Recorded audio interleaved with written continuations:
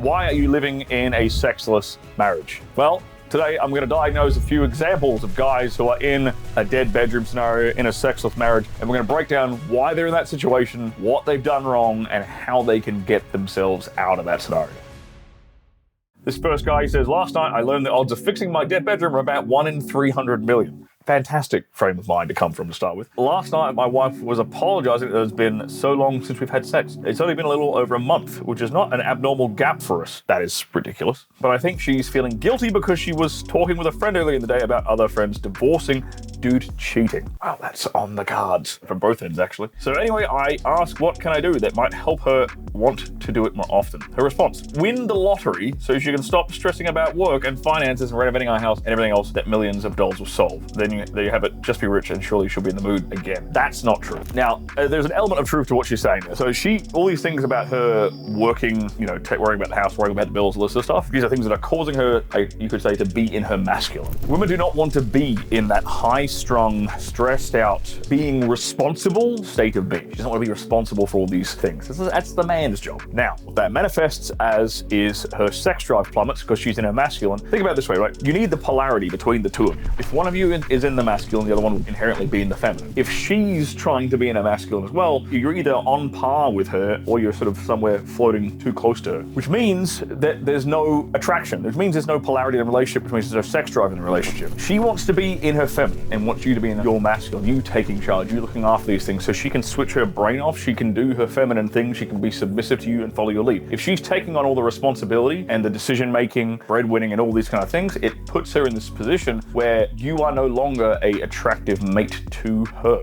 because you do not provide her with that polarity that she needs. She can't look up to you if she's paying your bills. She can't look up to you as a masculine role model if she's taking care of everything, if she's running the show. If she's the captain of the ship, she can't look up to you. That kills the sex drive. So she's kind of right and she's not entirely right. Like, she's kind of right in the sense that these are symptoms of a bigger problem. But the bigger problem is that there's no real polarity between him and her in this relationship, which means that there's no sexual tension between him and her in this relationship because she cannot respect him as a masculine man in the relationship, which means she's not sexually attracted to him, not aroused by him, not excited by him. If she quits her job, live in a one-income household, she'd have to reduce her lifestyle down a little bit. Let's see if she'd be willing to actually do that so she can take off lose all these responsibilities, get back in her feminine, get back in the gym perhaps, get back in the kitchen and let him do his thing and lead the relationship, and then maybe that dynamic might change. However, I doubt that is the sole cause of this problem. And I think this next example might tie into this as well. It's another really good example of a dead bedroom. This guy says, it's the nagging for me. Recently, she has started nagging and nitpicking every little thing I do. The dead bedroom was bad enough, but this takes it to a new level. These two problems are one and the same, my friend, but we'll get onto that. I could understand if I was some loser that plops down all day after work and plays video games, but I'm not. As soon as I'm off work, I get straight taking care of the kids, taking care of our big dog whom I solely walk, feed, and poop, and as well as cook dinner and clean. All this while being the breadwinner and trying to keep up with the gym. I literally thought in my head last night, fuck it, I'm cheating on her after a bad nag. I forget what it was about, but it was something trivial. Yeah, I'm approaching the point of I'm just done. If I didn't have a kid and a house, I would be out the door so fast, and she probably knows it. Yeah, she definitely knows that the house and the kid and her leverage over you with the Western divorce system and the Western incentivized legal system which favors women, she knows well and truly that she has you bent over a barrel. I was almost sympathizing with this guy, and then he turns around and says that he does all this extra work. So if you're the breadwinner, she should be doing something. Women fall in love with you by doing things for you. You have to delegate to your woman. You have to delegate tasks for her so she can feel useful. If a woman doesn't feel useful anymore, it starts to manifest in things like this. Now, it doesn't usually manifest in nagging, but it usually will manifest if she doesn't feel useful, usually it'll manifest in terms of insecurity, but in this case, she's manifesting as nagging. However, the dead bedroom stuff in this case happened before the nagging. So that tells me that the cause of the nagging is the same cause as the dead bedroom. The sex was shit, he didn't take her down properly, he didn't take her like a fucking man. She is not feeling like she is with a guy who is worthy of her respect. She is not with a guy who excites her. She is not with a guy who makes her get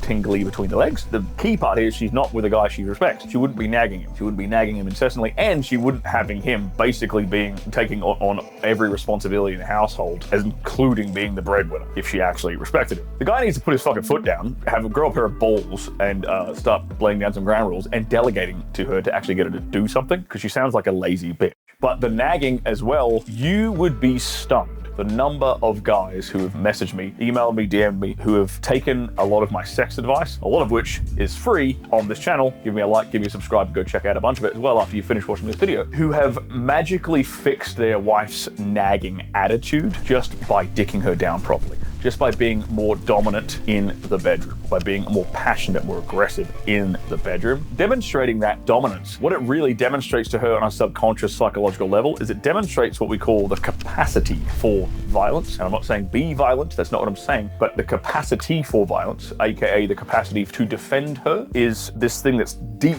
in the back of female psychology. So if you are the kind of guy whose lovemaking is lazy, apathetic, maybe lovey-dovey and cuddly, it sends a certain message. If you're a different type of guy and your lovemaking is dominant, aggressive, passionate, manhandling, this demonstrates to her that you have the capacity for violence. Ergo, you have the capacity to defend and protect her. This is not a conscious thought. This is a feeling. This is a deep-seated psychological, subconscious desire that women have. Having sex a certain way gets rid of a lot of these nagging tendencies, because what the nagging is her shit testing you to see if you're a puss, to see if you've still got a pair of balls. On to our next example. She said she misses how we used to be, but not enough for her to change. Was talking to a dude on Instagram the other day. He's going through some relationship stuff too, and we ended up venting about how weird it is when your partner knows there's a problem but won't do anything about it. And man, last night it felt like that. It felt that hard. Do not ever expect women to take responsibility for anything, guys. Yeah. Barking up the wrong tree. Me and my girlfriend were having one of those late night conversations, just talking about life, and randomly she goes, I miss how we used to be. So I asked her what she meant, and she's like, I don't know, we used to be all over each other. I miss feeling that way. She's talking about the passion. She's talking about the honeymoon phase at the beginning of the relationship where you want to tear each other's clothes off. So obviously I asked, getting that back, maybe we plan a date night.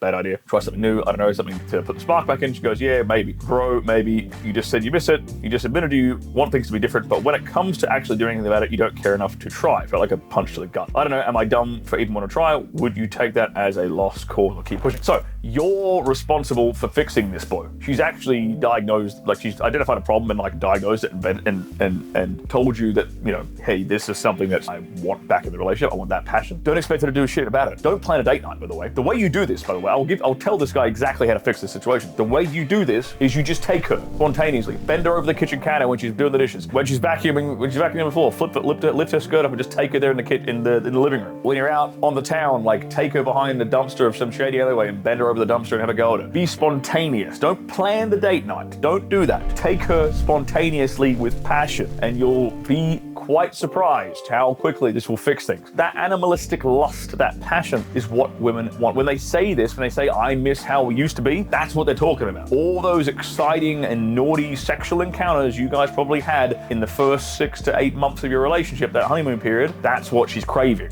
okay? And all it really is passion and spontaneity. It sure as hell isn't planning things and scheduling a date night. It is not that. You, unfortunately, this is on you, man. You have to take responsibility and take that initiative. You'd be surprised how simple that is. You'd be surprised how well she is going to respond to you just asserting that passion on her again, spontaneously, out of the blue. She will respond extremely well to it. Now here's another example of a guy who actually turned things around, and we're going to break down a few things he did and see what we agree and what we don't agree with. 11 months, no sex, thought she was cheating, now we can't keep our hands off each other, and there's hope. He's lurked on the subreddit for a while, it's soul-crushing, blah, blah. He had 11 months, no sex, not even a hint of it. We drifted apart, kids, work, exhaustion, stress. Then came January, something snapped, and I realized I couldn't do another 15 years like this. Well, good for him for finally snapping and doing something about it. I don't think I could wait 15 years. I love my wife, love our life, but I refuse to live without intimacy. Good. So should every man, by the way. You should all refuse to live without intimacy. Without sexless marriage, a dead bedroom is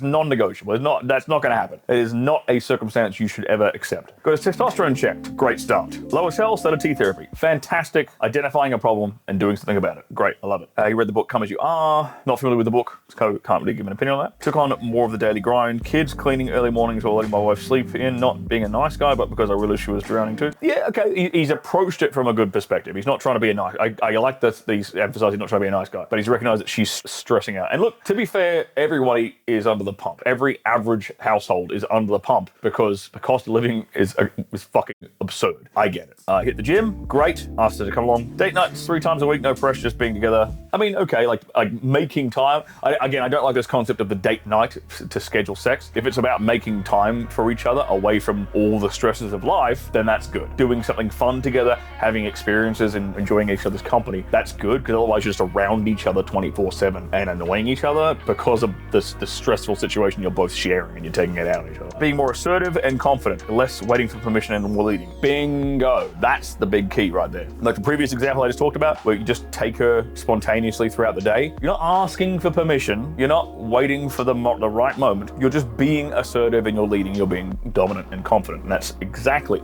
I think of all the things he's mentioned so far, that one is probably the one that's made the most of an impact. At first I thought nothing happened. Then about 3 weeks in, she started coming to me, touching me more, laughing more, leaning in. And then boom, we had more sex in the past week than in the last 5 years. And we're acting like college kids again. Yeah, this is a really good example of a guy being proactive and not being a despairing puss. Basically, the two biggest things I think he did here was TRT, getting his sex drive back up again, which helped with the second thing, the being assertive, being more confident and dominant, and just leading, taking her spontaneously. I'm going to assume here, yeah, like I said, not asking for permission, just taking her spontaneously. That is one of the biggest tools in your toolkit for fixing the dead bedroom scenario, for getting that spark back in your relationship, for getting that passion back into your relationship again. It is really on you guys, but you're going to see her behavior shift completely, turn around, completely change. The nagging will drop off. The nagging will basically go to nothing if she feels like a woman again and she's not feeling like the head of the household again. If you put her back into her feminine, back into her submissive position where she wants to be, she really truly wants to be in that position, she will be a much more pleasant person to be around.